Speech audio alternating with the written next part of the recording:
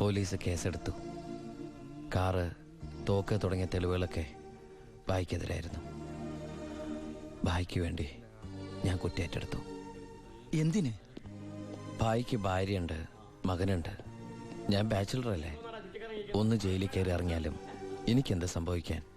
പാവം ഭായ് എനിക്ക് വേണ്ടി ഒരുപാട് കാശ് ചെലവാക്കി കേസ് നടത്തി. അതുകൊണ്ട് എൻ്റെ ശിക്ഷ 4 കൊല്ലമായിട്ട് കുറയ്ക്കാൻ ഭായിക്ക് സഹായിച്ചു. ഈ ഭായിയാണ് ഞാൻ ദുബായിൽ നിന്ന് കാശ് അയക്കുന്ന പോലെ മാസാമാസം കാശ് എൻ്റെ വീട്ടിലെത്തിക്കുന്നത്. എൻ്റെ കുടുംബം അവിടെ ഹാപ്പി. അതുകൊണ്ട് ഞാനിവിടെ ഹാപ്പി. ആ, പരമശിവത്തിന്റെ പരോൾ സാങ്ഷൻ ആയിട്ടുണ്ട്. ഓ, ആള് കുഴപ്പക്കാരനൊന്നുമല്ലല്ലോ. അല്ല സാർ. തനിക്കെന്താടോ അയാളുടെ കാര്യത്തിൽ ഇത്ര ഇൻട്രസ്റ്റ്? അവനൊരു പാവമാണ് സാർ.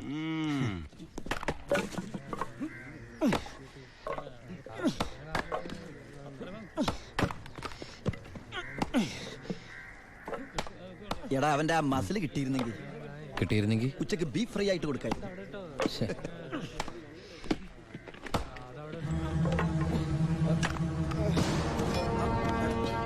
മാറിക്കടേ.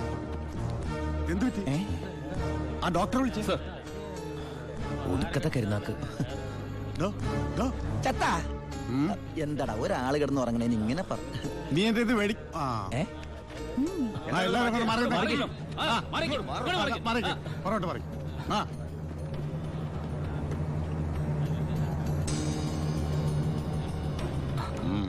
He's very serious.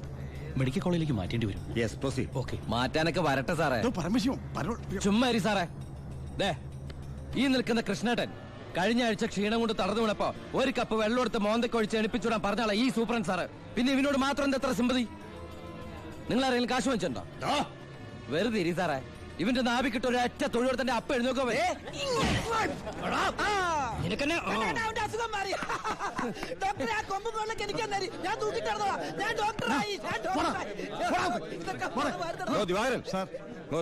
അവന്റെ പരോളിന്റെ പേപ്പർ കണ്ടത്. ഇവന് 14 ദിവസം വേണ്ട, 5 ദിവസം മതി. പാടോ. എടാ ചിന്നാടാ, നീ ഇവിടുന്ന് മുങ്ങിയാ പിന്നെ എന്നെ ആരാ ഇതിനകത്ത് വെച്ച് കൊല്ലുക? നീ എന്നെ കൊല്ലുന്നത് കാണാൻ കാത്തിരിക്കല്ലേ ഞാൻ. ഇവൻ എന്നെ മൂടൗട്ടാക്കി അടങ്ങുള്ളൂ. നീ പോയി ജോലി എടുക്കടാ. നീ ഓർത്തോ അല്ല, ഞാൻ ഡെന്റിസ്റ്റ് പല്ല് ഞാൻ എടുക്കും. നീ സൂക്ഷിച്ചോട്ടോ. ഞാൻ ഇവിടുത്തെ പുറത്തിറങ്ങിയിട്ട് വേണ്ടേ?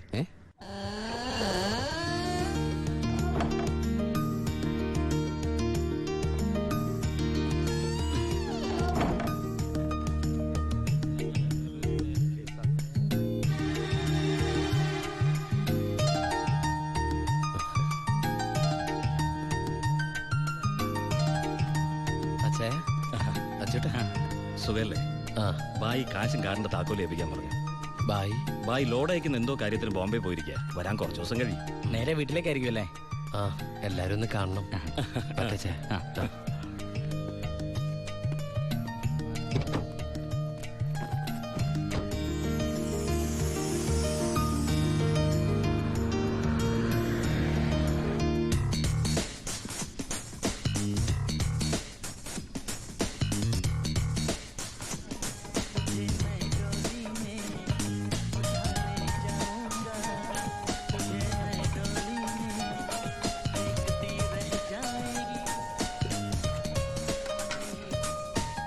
ഭാരതി അമ്മേ, ഭാരതി.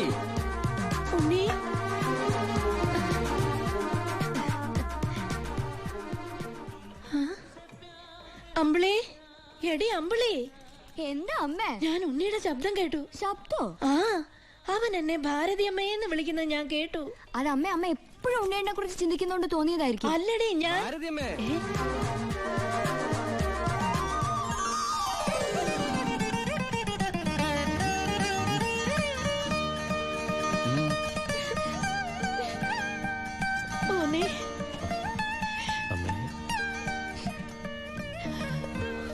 ഉണ്ണി.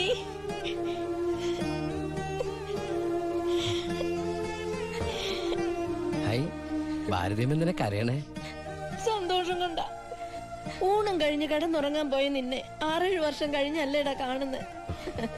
അതൊക്കെ പോട്ടമ്മേ. ദേ ഇവൾക്ക് വരുന്നുണ്ടല്ലോ സന്തോഷം. എന്താടി?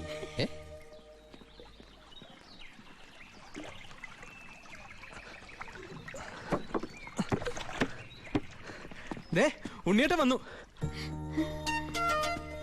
ഓർക്കാപ്പുറത്തല്ല അമ്മ ലീവ് കിട്ടിയത്, അതുകൊണ്ട് ഒരുപാടൊന്നും വാങ്ങാൻ പറ്റിയില്ല.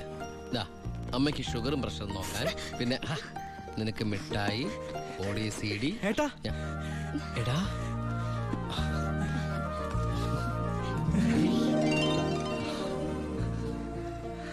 എന്റെ അമ്മോ, ഇവനെ കണ്ടാലിപ്പോ എന്റെ ഏട്ടനെന്ന് പറയൂലോ അമ്മേ. ഇത് പഴയ അളവാ, നിനക്ക് പാകാവൂന്നറിയില്ല.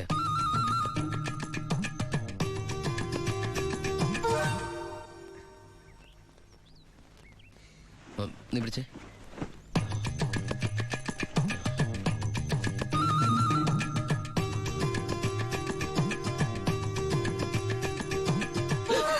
എന്താ?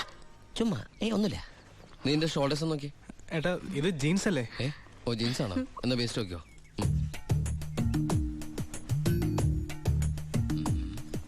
ഞാൻ നിനക്ക് വേറൊരു സാധനം കൊണ്ടുവന്നുണ്ട്. നമ്മുടെ അനിയത്തി. ഇവളല്ല, അപ്പുറത്തെ.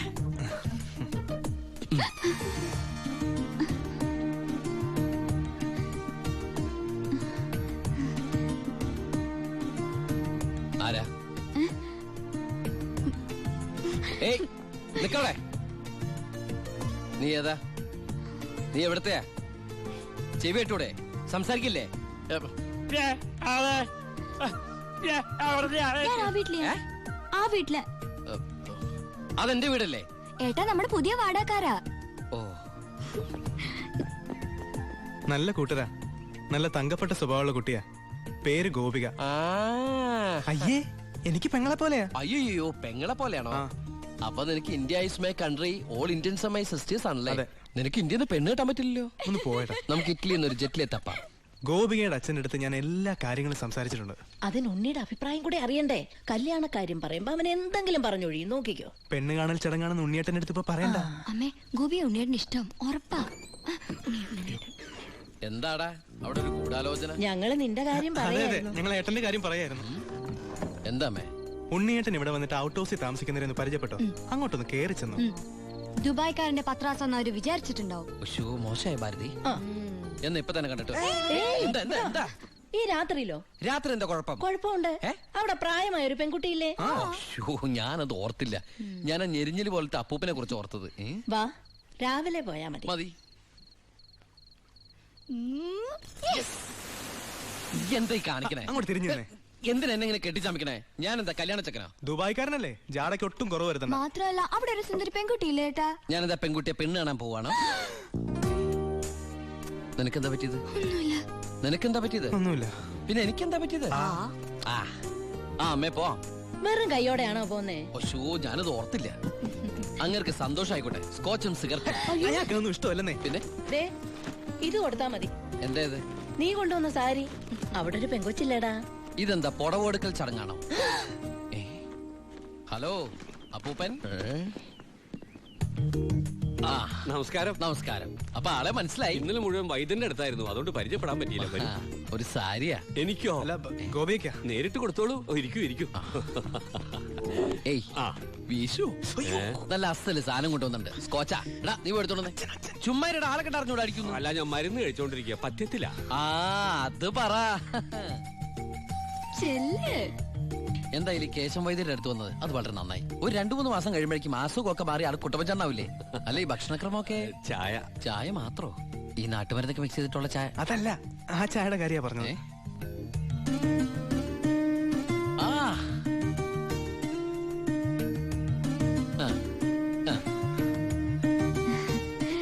ഒറ്റ മോളല്ലേ? അതെ. കെട്ടിച്ചതാണോ? അല്ല കെട്ടിച്ചില്ലെങ്കിൽ നമുക്ക് ആലോചിക്കാന്ന്. എന്തായാലും കുട്ടികളെ ഇങ്ങനെ പുര നിറച്ച് നിർത്തരുത്, എനിക്കിഷ്ടല്ല. ഇങ്ങോട്ട് വന്നേടി മോളെ. അതങ്ങോട്ട് വെച്ച് എന്നിട്ട് അങ്ങോട്ട് പിടിച്ചേ. സാരിയ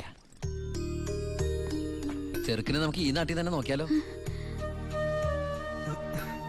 ഹായ്, നാണായോ? സർക്കാർ ഉദ്യോഗസ്ഥൻ വേണോ ബിസിനസ്സുകാരൻ വേണോ? ഹൈ, ഞാൻ തപ്പിയെടുക്കാന്ന്. ചിക്കിളി എന്ത് കൊടുക്കും?